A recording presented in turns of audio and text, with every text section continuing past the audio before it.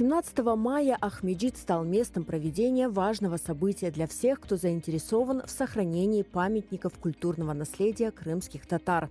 Здесь впервые состоялась научно-практическая конференция «Здесь Родины моей начала. Приоритеты развития краеведческой деятельности». Это мероприятие организовано под эгидой Крымского научного центра Института истории имени Сальгудина Маржани, Академии наук Республики Татарстан, с организацией с Духовным управлением мусульман Республики Крым и города Севастополь, и также редакцией газеты «Голос Крыма-Нью».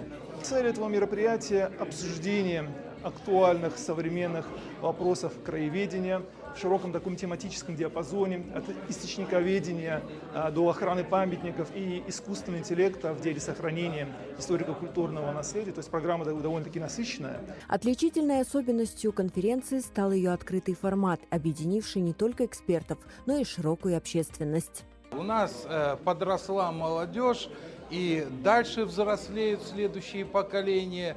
У них масса новых интересов, которые активно проявляются в социальных сетях.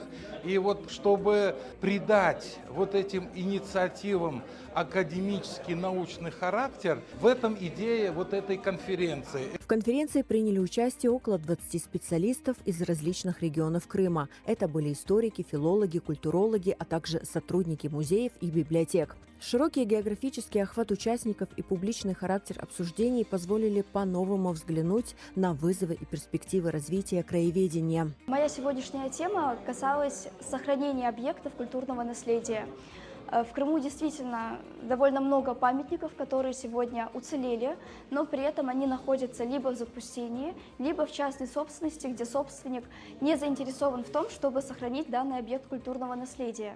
И возникает вопрос, что сделать для того, чтобы какое-то конкретное здание школы, здание мечети, какое-то кладбище старое сохранили свой внешний облик и в дальнейшем дошли до будущих поколений в том состоянии, в котором они есть хотя бы сегодня.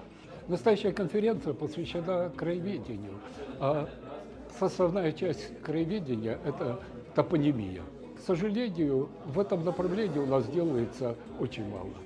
Мы не только не сохраняем исторические топонимы, а идем по проторенному пути.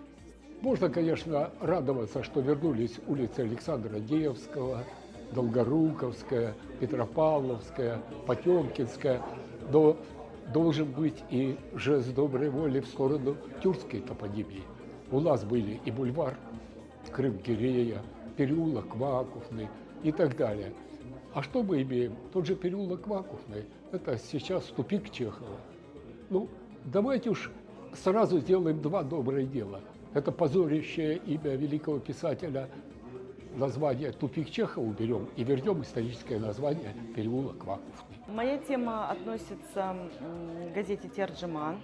Точнее, я рассматриваю эту газету как один из важных источников в деле изучения историко-культурного наследия крымских татар конца 19-го, начала 20 века.